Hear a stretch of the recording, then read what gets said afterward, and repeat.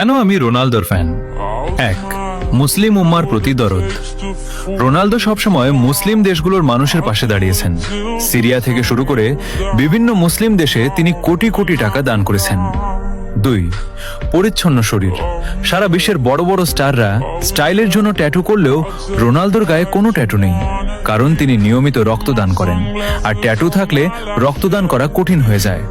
মানুষের জীবন বাঁচানোই তার কাছে বড় স্টাইল। তিন, ফিলিস্তিনের পাশে থাকা।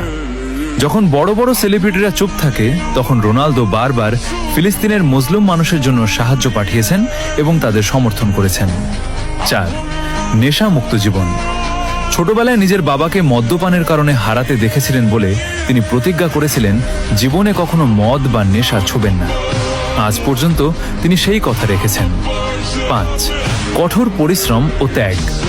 আপনার জন্য বাড়তি পয়েন্ট। তিনি কোনো সোনার চামচ মুখে দিয়ে জন্মাননি। অভাবের সংসার থেকে লড়াই করে আজ এই অবস্থানে এসেছেন।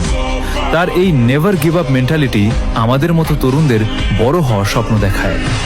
ছয়, পারিবারিক মূল্যবোধ। তিনি তার মা এবং পরিবারের প্রতি যতটা অনুগত তা বর্তমান যুগে বিরল। একজন সফল মানুষ হওয়ার আগে তিনি একজন আদর্শ সন্তান।